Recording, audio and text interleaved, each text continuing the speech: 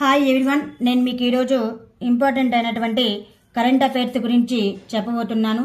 మీరు ఈ వీడియోని మొదటి నుండి చివరి వరకు ఎక్కడ స్కిప్ చేయకుండా చూసినట్లయితే ఈ కరెంట్ అఫైర్స్ మీకు అర్థమవుతుంది.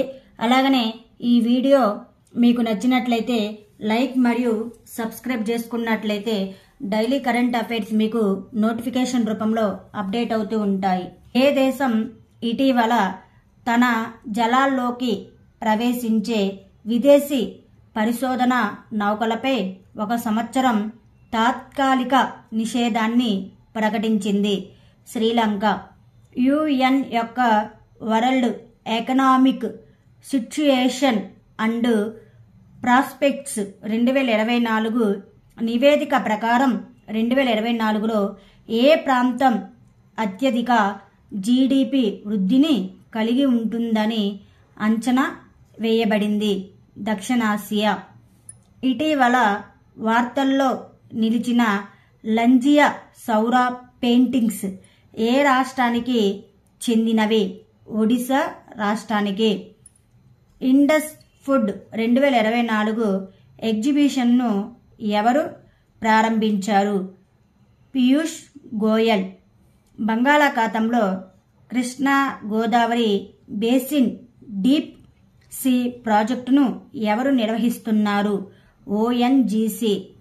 గోల్డెన్ గ్లోబ్స్ 2024లో ఉత్తమ దర్శకుడు మోషన్ పిక్చర్ అవార్డును ఎవరు గెలుచుకున్నారు? Christopher Nolan.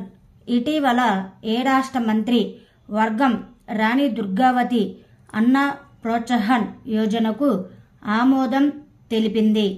మధ్యప్రదేశ్. ఏ అంతరిక్ష సంస్థ ఇటీవల తన డైరెక్ట్ టు సెల్ స్టీర్లింక్ ఉపగ్రహాన్ని ప్రారంభించింది? Space X. భారత ప్రభుత్వం ఏ దేశంలో ప్రత్యేక వాణిజ్య జోన్ భారత్ పార్కును ఏర్పాటు చేయాలని యోచిస్తుంది? United Arab Emirates.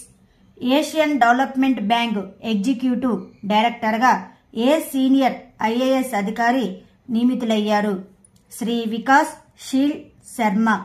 National single window సిస్టమ్ని ఏ కంపెనీ ఆవిష్కరించింది? TCS company. FIH hockey 5 world cup క్వాలిఫైయర్కు ఏ దేశం ఆతిథ్యం ఇస్తుంది? ఒమన్ దేశం. కేంద్ర క్రీడా మంత్రి అనురాగ్ ఠాకూర్ బీచ్ గేమ్స్ను ఎక్కడ ప్రారంభించారు?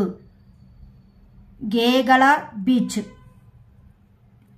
గాంధీనగర్లో జనవరి 10 నుంచి 12 వరకు జరగనున్న వైబ్రెంట్ గుజరాత్ గ్లోబల్ ఇన్వెస్టర్స్ సమ్మిట్కు ఏ దేశ ప్రధాని ముఖ్య అతిథిగా హాజరు కానున్నారు? రిపబ్లికా చెకా. 10వ శతాబ్దానికి చెంది కదంబ శాసనం ఇటీవల ఏ రాష్ట్రంలో కనుగొనబడింది? గోవా. నీటి నిర్వహణలో ఎక్సలెన్స్ కోసం C11 జాతీయ అవార్డును ఏ కంపెనీ గెలుచుకుంది? Hero Moto Corp.